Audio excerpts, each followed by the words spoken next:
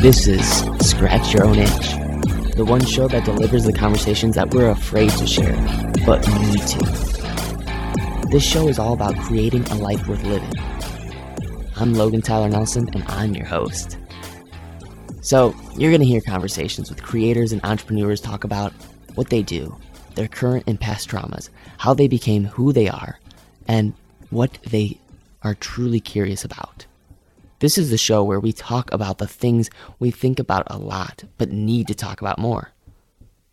Please take note that this show is not a substitute for actually creating a life worth living, because this show will stir your beliefs, make you question what it means to create a life worth living. So my promise to you is to always give you one question to answer for yourself today, to start turning your dreams into a reality.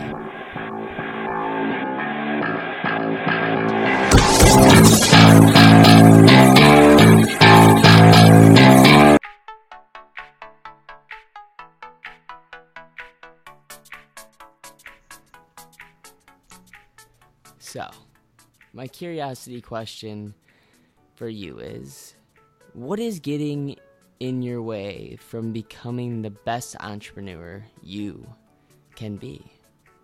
Really ask yourself that. What is getting in the way from becoming the best entrepreneur you can be? Okay, let me set the tone. Entrepreneurship, it's freaking hard. There's no other way to put it. Today's young culture is filled with aspiring entrepreneurs looking to build the next billion-dollar app or build the billion-dollar company or whatever it may be. It's the go big or go home mentality that's ingrained in all of us. And young founders are hungrier than ever to find this idea and execute it. So we read fabricated press releases online or inspiring documentaries of the 1 in a million founder who made it big, and it excites the hell out of us. I know I get juiced up about it too, so you're not alone. But you might be thinking, if these guys can do it, why can't I? You tell yourself all of this, but the truth is, the media leaves out the ugly while keeping the flashy headline. Why? Because people don't want to hear about your early startup struggles until you succeed. And it's in the interest of the media companies to capture your attention. Look, I have no interest in bringing you down right now at all. But I just want you to face the facts. Yeah, dream big is awesome, but there's a time and a place for it. So, if any of this is resonating with you, I want you to know that you're not alone. And secondly, I want to bring in a person who's has this startup struggle story, but has gone through and figured it out and how to niche down and get himself out of that trouble. His name is none other than Ever Gonzalez. And he is the founder of Outlier HQ, a media and events company that provides resources to help entrepreneurs start, grow, and scale their businesses. He is also the host of Outlier on Air, a daily podcast that interviews founders, disruptors, and mavens. So he's done a ton of research of what actually it takes to become the best entrepreneur you can be. So, without further ado, give a huge warm welcome to the one and only Ever Gonzalez. Logan, how's it going? Thanks for having me on. Oh, dude, thank you so much for coming on.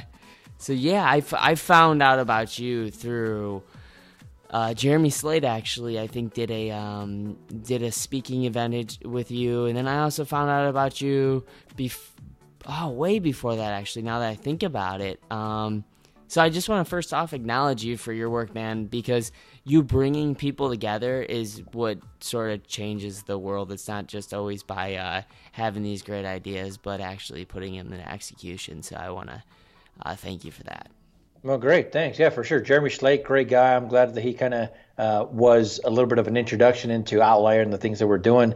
And, just to kind of touch on what you just said, it's these things in real life, right? Connecting in real life that really makes the difference. I as much as I love podcasting and everything else that we're doing online, it's the stuff that we do in real life, these events, these meetups, where I kind of feel that real connections happen. So yeah, just like you, as much as we do a lot of things online, kind of connecting with real people with real conversations is the way to go, and I think it's the way to success for sure.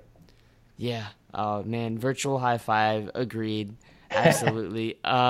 So I guess the mission of the show is really to scratch your own itch, which to me means that you kind of gotta like solve your own stuff, like scratch your own itch before you can scratch anyone else's back.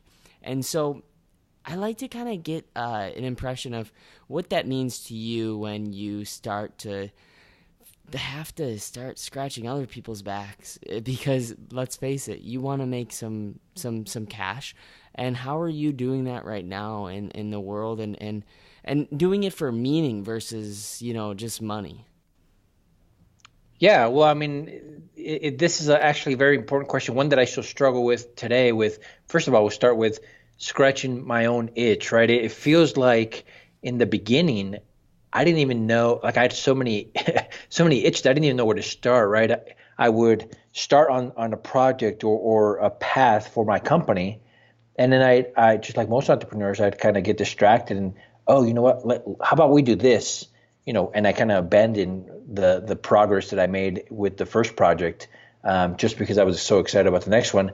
And then a few days, months into it, I would get distracted by something else. So in the beginning, for me, it was difficult because I was distracted and had so many different interests that scratching my own itch. I don't even know what that meant. I was all over the place, and now kind of I feel like I found the thing that I'm most passionate about, which is people. So I've spent the last 3 years for sure trying to scratch other people's itch, right, with my platform, giving them exposure on my podcast, inviting them to events where they can meet other high profile entrepreneurs and podcasters and media influencers, so they can learn and grow. And then my job was to kind of bring them together, and then I kind of step back and let the magic happen, where now the Jeremy Slates of the world that came to my event this last May,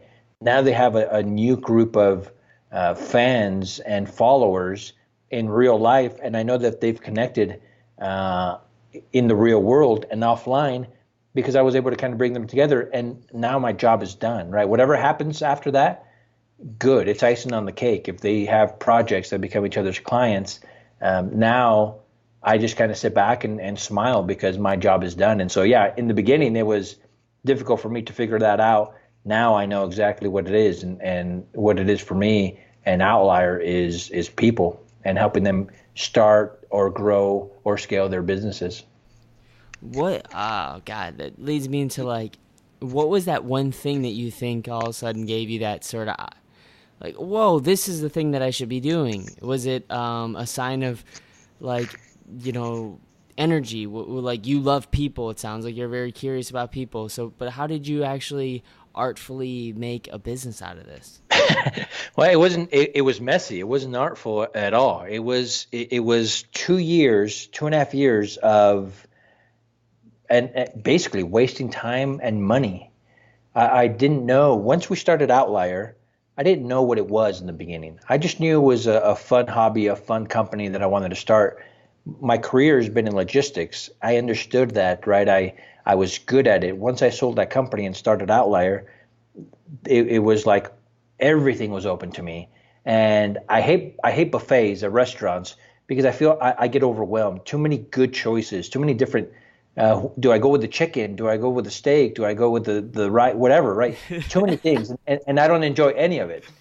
Once I started Outlier, it was the same way. So many different options for me that I kind of almost didn't enjoy it in the beginning, and I certainly didn't know which path to take, what to focus on.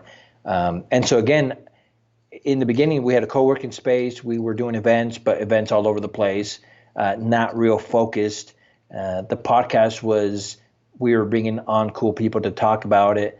But after that, I didn't know what to do with this growing list of episodes that were good. But now what? How do we leverage that? So again, I wasted a lot of time, a lot of money, and I feel that it was, even though I'm still in my prime, I felt like those 2.5 years, man, I had a lot more to give. I just didn't know where to give.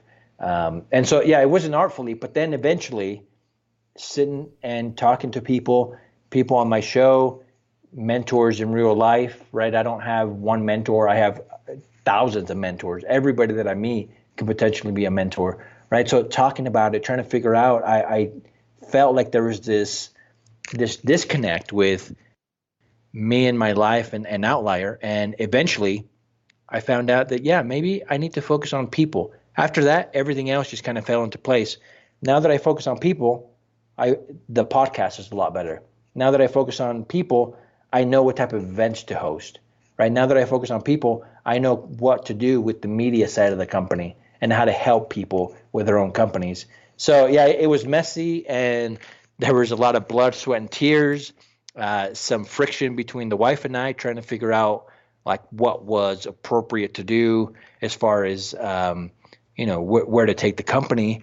And so now I think I stuck around long enough, not because I'm smart about it, not because I have this secret formula, but I think I stuck around long enough to actually figure out that it's the people that are going to make it, and that has certainly been the case for the last 3 years. Yeah, man. I constantly say this to myself: things don't make people happy; people make people happy. Okay. And so I think you said, what did you say? You cut out for a second. No, I said I agreed. Yeah, people are the ones that make it for sure. Yeah. So what I'm hearing though overall is the story is like, though for you too, is just like, you went from being a Jackson Pollock throwing paint in the wall, and then you had to kind of get down and go, all right, I gotta Picasso it up and really get clear with these That is drawings. fantastic. I love that. Yes, that is exactly. Looking back, that's exactly what happened, and now I can see, I can see the where I've been and the mistakes that I made, and even some of the good things that I stumbled upon. But being right in the middle of it certainly wasn't fun, and it certainly wasn't easy. But yeah, now that we have a clear vision and a blueprint for the things that we're trying to accomplish, now I feel like all systems are running properly, right? We feel like a well-oiled machine, where in the beginning I was just spinning my wheels and not getting anywhere. I mean, don't get me wrong, it was a lot of fun, some of the things that we were doing, but it wasn't adding the kind of value that we could have been offering like we are now.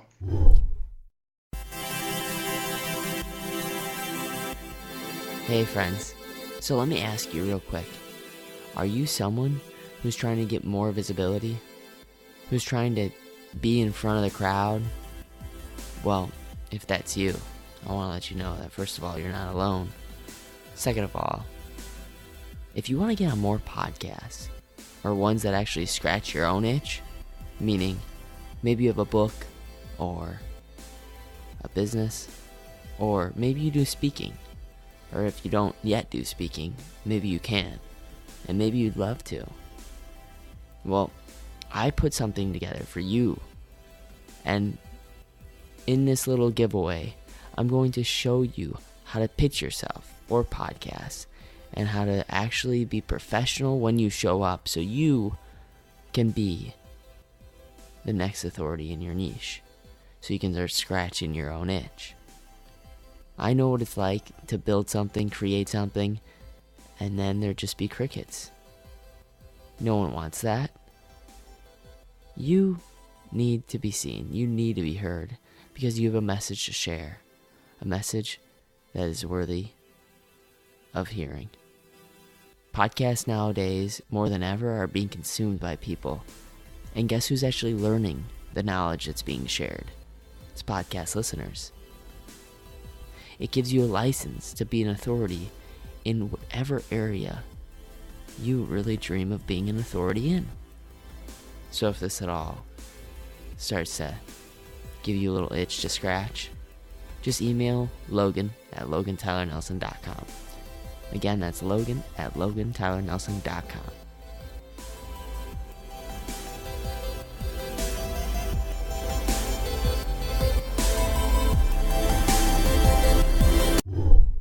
So let me ask you then, what do you think would have moved you faster?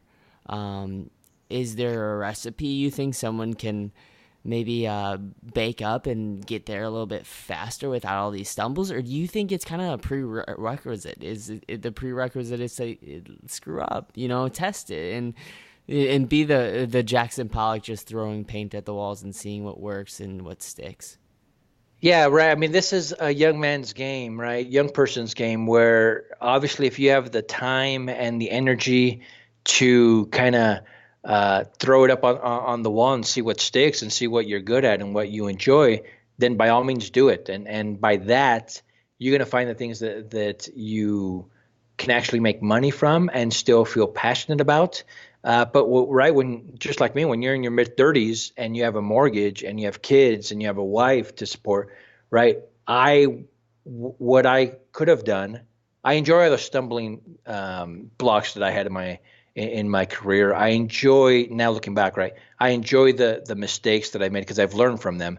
But if I had to do it again, I would have slowed down and I would have been a little bit more self-aware, right? I should have stopped long enough to really put a plan together, right? Most of my life, I've been, I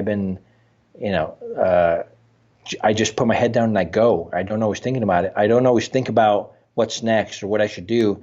And it's worked well in my career, but it could have been a whole lot easier, a whole lot faster, and a lot of heartbreak and mistakes could have been erased, or they wouldn't have happened if I just would have sat down long enough to figure out who I am and what I want. Even at 35, right? You kind of have those conversations when you're in your early 20s, but I think you can have those conversations with yourself most of your life. And so at 35, when I was in this transition, yeah, it would have been a whole lot easier if I just would have taken a little bit more time to figure out who I was at that point in my life, what I wanted to do, what I wanted to accomplish. But looking back, I don't have any regrets. But if I'm giving advice to your listeners, I would say, figure out what you want to do, what sticks, what you're passionate about, and go. Don't wait till it's perfect. Don't wait until you figured out the formula. Pick something and go. And if it doesn't work, then pivot or change it or start again. But the worst thing that you can possibly do is just sit there waiting for the right idea, for the perfect painting, for the perfect service, for the perfect whatever, because it's never going to happen. Right?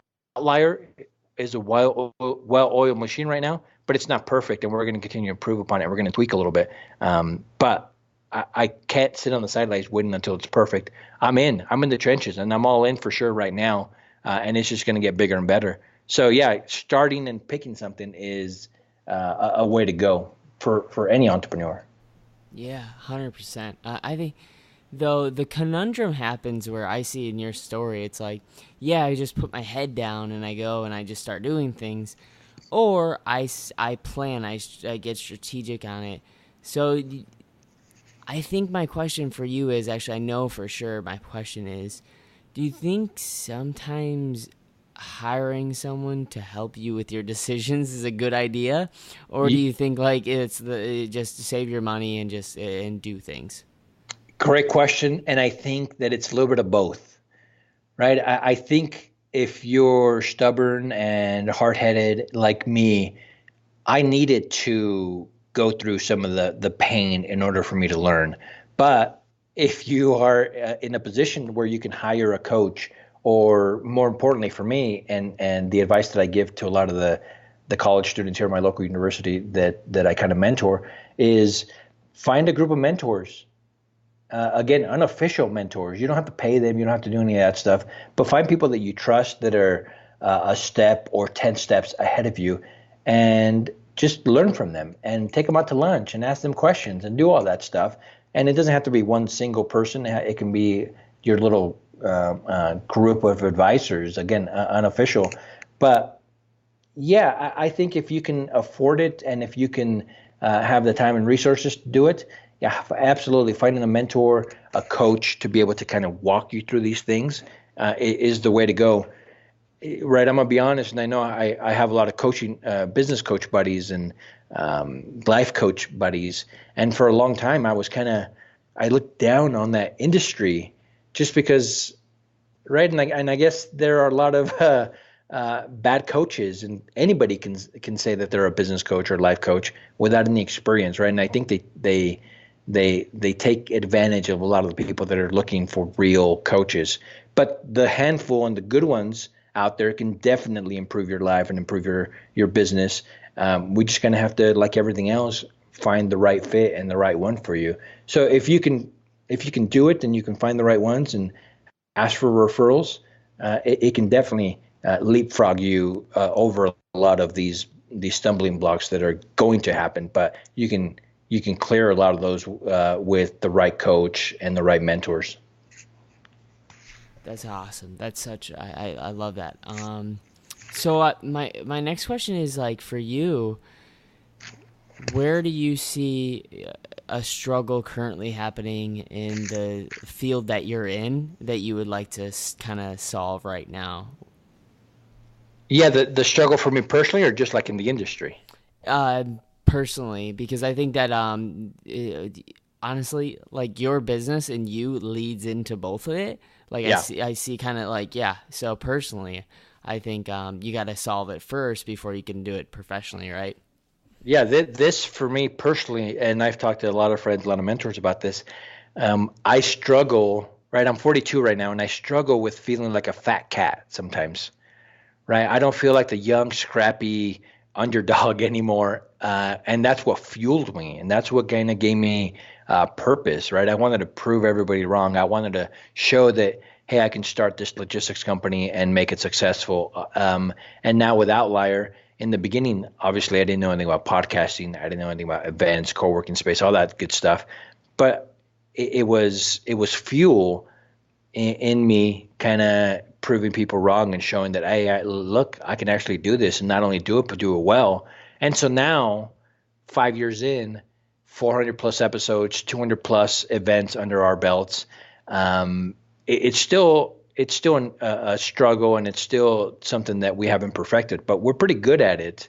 And so my concern is personally is that I'm going to get a little bit bored with this just because where's the struggle, right? We're certainly not the top dog. We're certainly not a $1 billion company, but we're doing okay.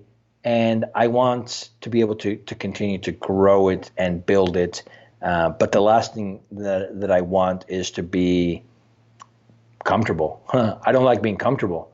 I want to continue to push myself. So the struggle for me is finding things and ways that are going to put me in a position where I am not comfortable, because just like everybody else, I guess if I'm comfortable, I'm going to get fat and lazy in business and in life, and I certainly don't want that. I want to be the young, scrappy fighter, the underdog, until the day that I die. And so that's what I'm struggling with right now, finding different ways to challenge myself. I love that. Because it totally resonates with me. I think people are like, "Oh, I want to be free. I want to be able to, do things on my own time and stuff." And I go, "Be careful what you wish for, because Oh, for sure. you're not gonna have anything to work on. Like, and you need some as a human being. We need problems to solve. It's just the right problems that we choose that are going to lead a life to loving. I think, and creating a life worth living. Yeah,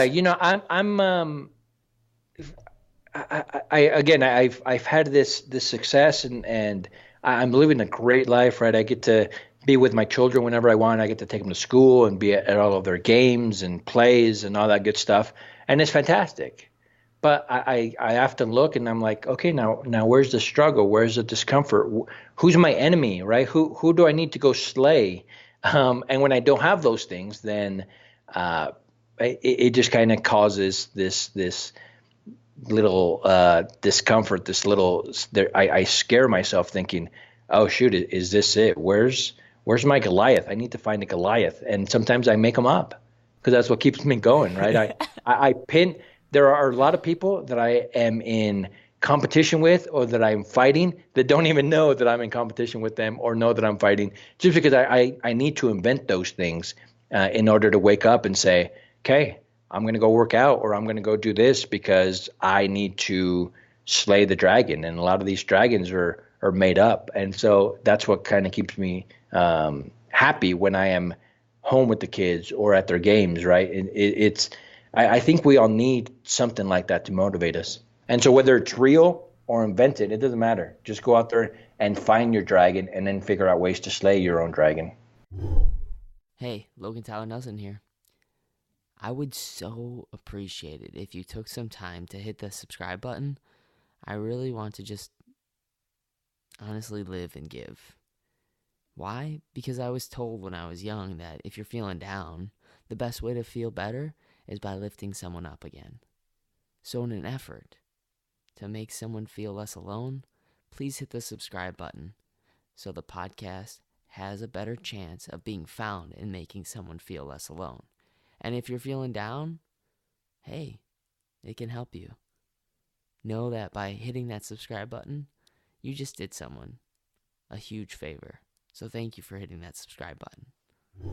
That is awesome. I love that.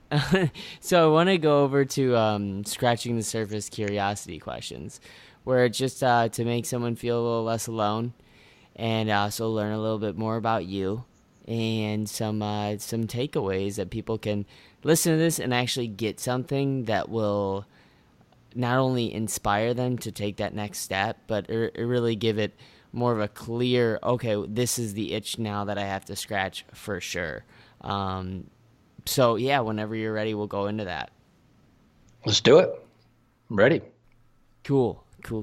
So the first question I like to ask is, what's a thought that you've had about yourself that you're a little ashamed and embarrassed about having? Oh shoot! How much time do we have? Right? Just we I can know. go forever for sure. I know, dude. Whenever I ask that question, I'm like, oh gosh, maybe I shouldn't do this for the scratching the surface curiosity questions. But I think it's really remarkable when someone actually tells that, that one thought. Yeah, the one thought for me is sometimes I feel like, right, and I think it's most of us, some of us at some point in our life, I feel like a fraud sometimes, right? Because I've been able to build this life where I'm happy and that I am very, very comfortable with. Not necessarily because I have the most money in the world or have the biggest house or the best cars, but I'm living a life where I have the ability to kind of do what I want, when I want, how I want. And so, right, I have this outlier persona, right? This rebel, this somebody that pushes and is not comfortable with the 9 to 5 and normal life, right? I want to continue to push more and more and more. And there are days when I'm not, right? I feel like I'm just I am reaping the rewards of a life where I've been able to fight and fight and fight. And even though I kind of am curious about entrepreneurs and outliers, sometimes there are days when I certainly don't feel like an entrepreneur and I don't feel like an outlier. I don't like sitting around and enjoying myself because I feel like time is slipping away from me. And what am I doing now that's going to build a more successful tomorrow, and not necessarily successful as in money, but successful as in working on things that I'm passionate about with people that I'm passionate about. And so those are the things that scare me. Those are the things where my own mind creeps in, kind of playing this what if game, and I need to stop that. I got to stop playing the what if game, right? I'm not comparing myself to anybody else, but I compare myself to myself. And sometimes that scares me a little bit. And so that's what I need to work on a regular basis. Those are the things that, right, if people can kind of tune into my brain and my thoughts are it's messy and it's scary and it's not something that I need to focus on. But I think sometimes I do focus on a little bit too much. Yeah, sometimes when you put too much focus on something. It's like that whole paradox of when you try to be happy, all of a sudden you get depressed. It's really That's right. And there's truth to that for sure. I know. I'm a case study, and I know there's other people out there that are the same way. But the next question I'd love to ask you is, what's your like go-to 5 people? They could be in your life, or they could just be mentors that you listen to on a podcast, or maybe an author of a book. Yeah, so I think it changes all the time. It depending on my struggle, depending on my life, depending on what's in front of me. But for sure, the wife, right? My wife, I go to her for everything. She's so different from me that it helps that she has a different perspective, right? She's very smart, master's in biology, right? She's a professor, those type of things, where I'm almost the opposite. And so kind of going to her first with thoughts, ideas, and where I love that she plays devil's advocate or tries to poke holes in a lot of the things that I do, right? It just kind of helps me. So she's one for sure. Somebody recently that I like, that I've actually had on my show, and I've read his book and I'm enjoying it, is Christopher Lochhead with Legends and Losers podcast, serial entrepreneur. I like his brand. I like him personally. I like that he's kind of no nonsense and is saying, hey, listen, if I want it, I'm going to go get it, and I'm going to figure out a way to do it. And he's able to articulate it a whole lot better than I have. And so what I know of him, and I've seen of him, and I've read of him, and by him, it just kind of feels good knowing that there's somebody out there that is similar and continues to do it and doing it in a big, big way. So those two, for sure. I have personal friends that I go to, other authors. I really like Keith Ferrazzi, right? Older book, but he's still putting out some content with Never Eat Alone. If you remember that book, right? He's saying it's people. It's all about people. Never go to lunch by yourself. Take people out to lunch, chat with them, connect with them, right? Have a way to reach out to people that are important in your life. And so I think it's like the book is like 12, 13 years old, but I still give it away to a lot of people that I like, that I connect with, just because it's been able to bring so much value to me. So again, other personal friends that I go to, but those are the top 3 right now in my life that I like to focus on. Nice. I love it, man. It goes to show me that we can take advice even from, books that we've never even met the author. And for sure. I think it's amazing. So the next question is, next few questions are just quick rapid fire, sort of like 30 seconds or less sort of answers. So what's your favorite quote that you just always are like, man, this quote just makes sense whenever I read it? Yeah, and I don't know who it's from. A lot of people have said it. I know I've certainly say it all the time when I get asked these type of questions. But it's play to your strengths, right? If you're not an accountant or good with numbers, don't try to go and do that. Outsource that or hire somebody else to do it. So finding out what your strengths are and then playing to them is something that I read a lot about and try to kind of live my life that way. Right? I know who I am. I know what I'm good at, and I continue to push forward with that. That's awesome. Strength Finders 2.0 is a solid book to check out if you, to just kind of riff off of that. The second question is, what's your favorite sound? My kids' laughter. That's awesome. Without a doubt. That's awesome. And when they get those nerdy, like cackles going, right? When they're snorting and when they're just laughing, they're good deep belly laughs. I love that sound. I know exactly what you're talking about. Not that I'm a creep and have ever heard your kids laugh. Like, I don't know that world yet. Maybe one day I'll meet you and your family. That'd be really cool. That'd be great. The next question is, what is your least favorite sound? Like that sound, everyone has that one sound that just kind of ticks them off no matter what. Mine's vacuums for some reason. I don't know why, but I just hate vacuums. Yeah, anything that is loud and sharp. And and it just kind of gets to me, not just because it's annoying, but I think that there's something in my brain that just kind of shuts off and can't deal with it. And then there's anxiety and like these weird things start happening to me. So yeah, anything that's loud and sharp. And I'm trying to think of an example right now. And I can't, but like sometimes babies, when they cry and it gets that sharp, like screaming, crying, it's not, and I know it's annoying to a lot of people, but it goes far beyond the annoying and just want to get out of that room. Like my body reacts not in a good way to those type of sounds, and I need to get out of that room. And so, yeah, loud, sharp sounds are things that I try to avoid on a regular basis. Well, man, I will tell you this, that I bring those two questions up because those sounds, like your favorite sound and your least favorite sound, those things you can tap into at any time. So, like, Yeah. you know, if you're dealing with anxiety or if you're dealing with maybe, like, you just feel tired, I think those are two things that you can always, like, for your case, man, like, go and honestly, in a weird way, record your kids' laughter and play that sound when you're just feeling out of it, you know, and then vice versa. If you, That's great advice for sure. I don't know. I just an idea. No, it makes sense. I enjoy so much. Why not record it and have it at the ready whenever I need it? Exactly. And I know you're a huge podcast fan, so you know maybe you could have it as one of the intros for one of your shows or That's something. funny. That is funny for sure.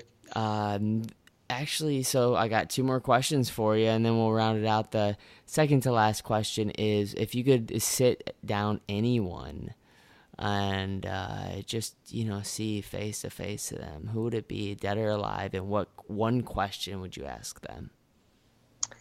Uh, Being a religious guy, and I would definitely have to go with Christ, right? And have a conversation with him and figure out what I need to do to be better and be able to return back into his presence is what I would definitely do. So yeah, Jesus Christ, and figuring out what I need to do to live a better life where I can be with him again. I'll tell you what, Ever, I'm not Jesus Christ, but the work that you're doing, I think, is something that he would be proud of. I appreciate that. Like, seriously. No joke. I just totally transparent, guys. Anyone that's listening to this, I've talked to Ever off the air, and doing research on this guy is just he's a real dude. He's a real dude. Like, he's not someone who's just going on podcasts, because this is one of the things I've realized with podcasting world is there.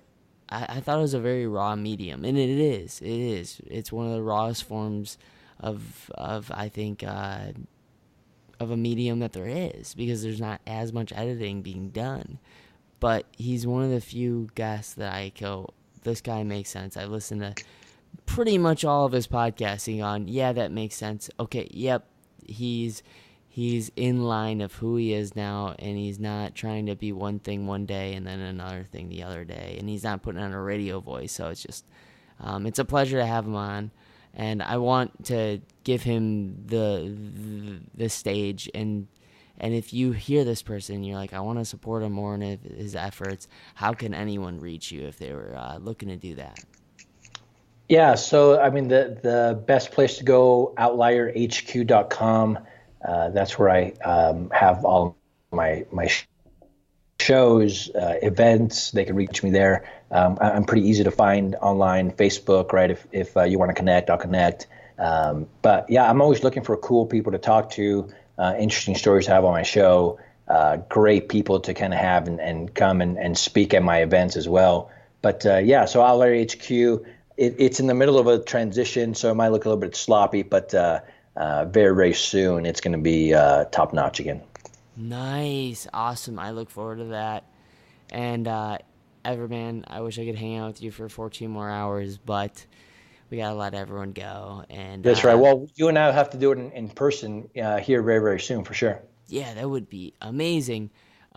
Just really quick, what's one question you would like the listeners to maybe write down? Yeah, I asked in the beginning, like, hey, what can make you the best entrepreneur you can be? What do you think is that one question someone could ask themselves to sort of make something that they're proud of creating?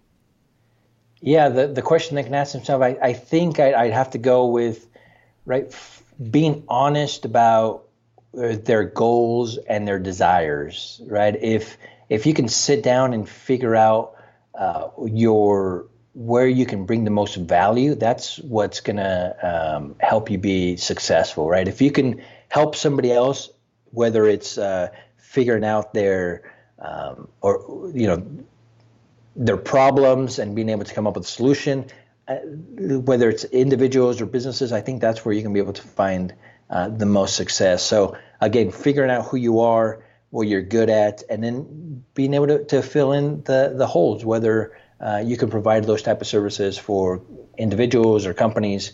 I think most people have something they can offer, right? Some value, where not just value as in a smile and a pat on the back, but actual value where people are willing to pay you. You just got to sit down long enough and figure out what that is within you. Nice. So what is the one question then? Yeah, the one question that I would ask myself, or repeat that for a second. Just the one question someone could write down right now and then try to answer it for themselves. Oh yeah, sure. Let's go with what lane can I create that is not overrun by a ton of different thoughts and ideas and people, right? The question that I would ask is, yeah, I guess what's the one thing, what's the one lane that I can kind of go down and dominate, right? I'm not competing with the Mark Marons of the world. I'm not competing with all the other huge podcasters. I'm trying to create my own lane. So for the people that are listening, I would say, what's your own lane? What's your own niche that you can dominate and go out there and do it? That's awesome. That is amazing. Thank you so much. I know I threw you on the spot right there, so don't. No, that was great. I love it. I seriously think that's a great answer. So thank you so much for anyone who's listening, and please, take some time to reach out to Ever if you hear this and it's sort of an itch that you now have to scratch. Do it.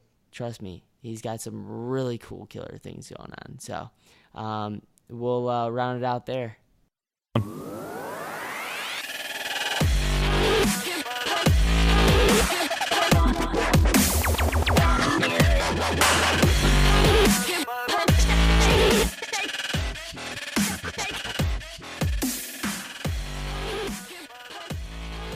All right, there's another episode of Scratch Your Own Itch.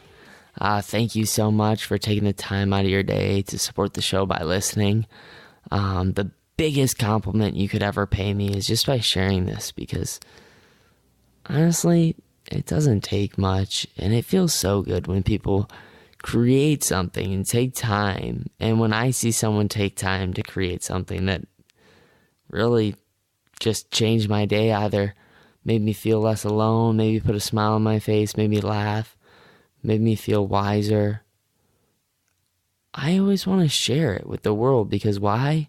When I share something that resonates with me, why not share it? I mean, that's just kind of the thing that goes around, and it's free. It takes no time at all other than just a click of the button, share, on either Instagram, Facebook, Twitter, LinkedIn. Any of those social media platforms would be great to share this. So I really appreciate it. And I want to say that anybody who's looking to gain authority or expertise in their area, and they don't want to take another year or year and a half to write a book and wait until that's published, I think the best way is right now is to start a podcast. So if you're at all interested in starting a podcast, if you meet the certain requirements, I would love to help you with a podcast and also get a website going for you as well. And this is not an easy task. It's hard to actually get it done and get it out there. So every now and then we need some help, and I'm here for you. So please reach me at Logan at LoganTylerNelson.com if you're interested at all. And don't ever forget. You matter and you're enough.